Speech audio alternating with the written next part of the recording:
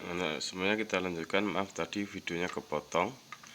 Sekarang kita lanjutkan tentang surah Al-Qari'ah. Jadi surah Al-Qari'ah itu surah tentang hari kiamat, di mana hari kiamat itu akan terjadi ketika malaikat Israfil itu sudah meniup sangkakala. Jadi malaikat yang tugasnya meniup sangkakala adalah malaikat Israfil. Ketika sangkakala itu ditiup pertama kali, maka dunia ini akan hancur akan berterbangan, gunung-gunung berterbangan, manusia berterbangan dan lain sebagainya.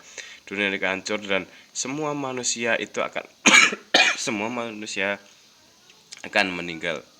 Tidak ada yang hidup lagi.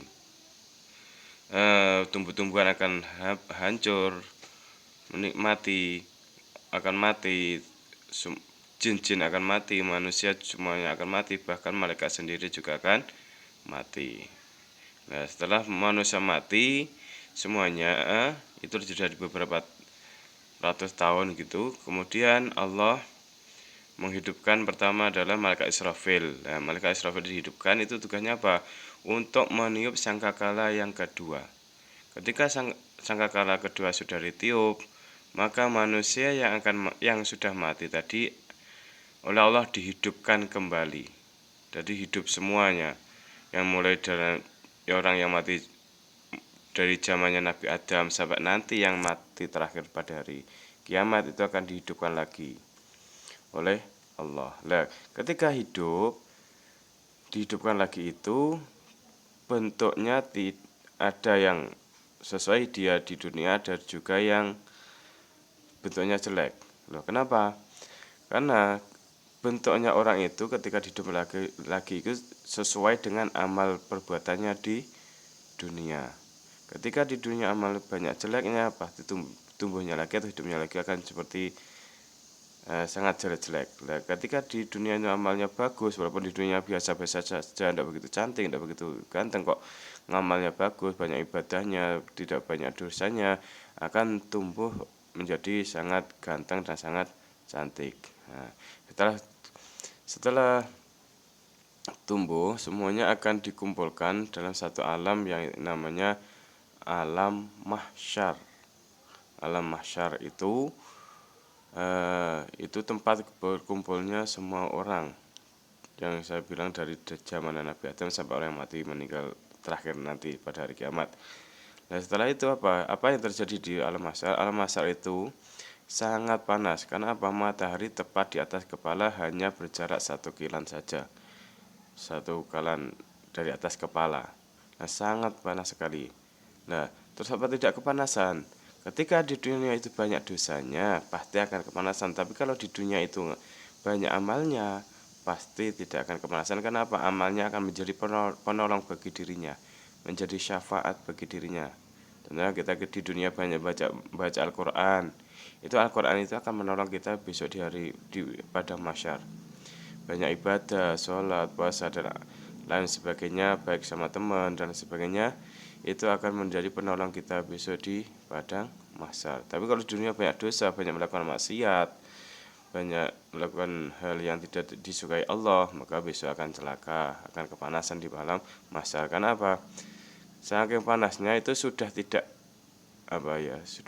tidak kuat lagi. Tapi walaupun tidak kuat, tidak akan meninggal lagi, karena ketika manusia sudah dihidupkan lagi, besok tidak akan meninggal lagi sampai selama-lamanya, tidak akan meninggal lagi. Itu jadi akan dikumpulkan di alam mahsyar tersebut. Nah, setelah alam mahsyar terjadi beberapa ratus tahun, beberapa ribu tahun gitu, kemudian akan memasuki namanya yaumul hisab. Seperti ini, maka adapun orang yang berat timbangannya kebaikannya, maka dia berada dalam keadaan memuaskan, dan adapun orang yang ringan kebaikannya, maka tempat kembalinya adalah neraka hawiyah. Yaumul hisab itu semua orang akan diberikan catatan amalnya ketika di dunia. Karena kita di dunia ini dicatat oleh 2 malaikat yang namanya Raqib dan Atid.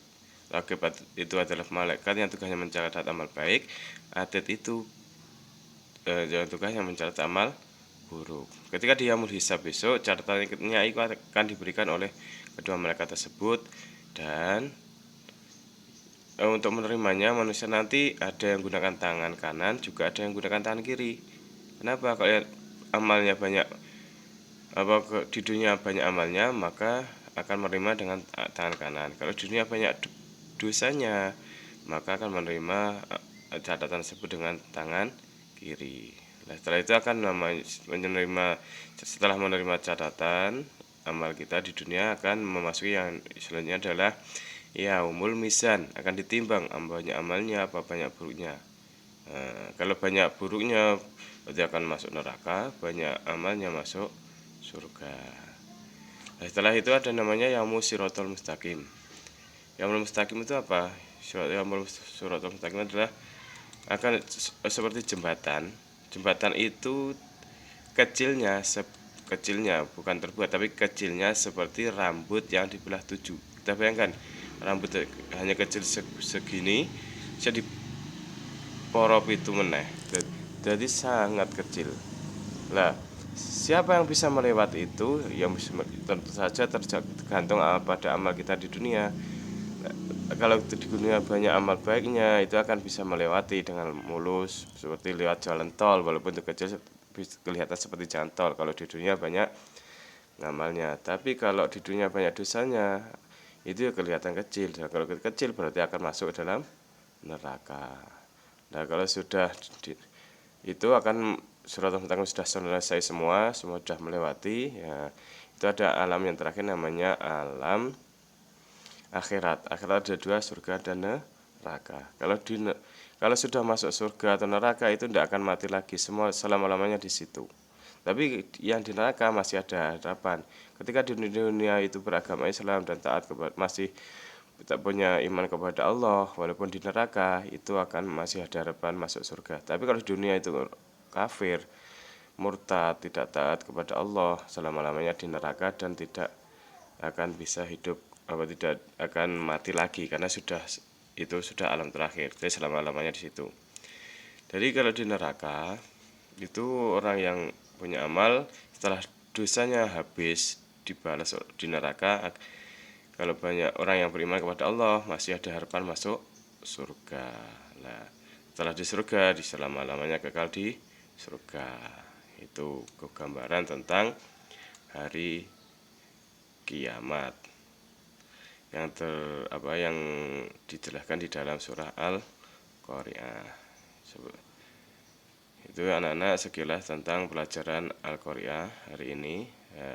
Tugasnya nanti anak-anak di rumah menulis surat Al-Qari'ah, ya, menulis surat Al-Qari'ah dan artinya ditulis di buku. Setelah ditulis nanti dikirim ke grup ini, difoto dikirim ke grup ini. Tugasnya itu hanya menulis surah Al-Qari'ah dan artinya. Itu saja pelajaran Al-Quran hadis pada hari ini. Semoga anak-anak di rumah itu belajar sungguh-sungguh, walaupun belajarnya di rumah untuk minggu-minggu ini karena belajar masih di rumah. Jangan lupa tetap belajar dan jangan lupa juga untuk membantu orang tua. Semoga kalian oleh Allah besok dijadikan anak-anak yang soleh atau solehah, berbakti kepada orang tua, kepada guru, berguna untuk bangsa dan negara, agama, dan oleh Allah diberi keselamatan di dunia sampai di akhirat nanti. Amin amin rabbal alamin. Saya akhiri cukup sekian. Wassalamualaikum warahmatullahi wabarakatuh.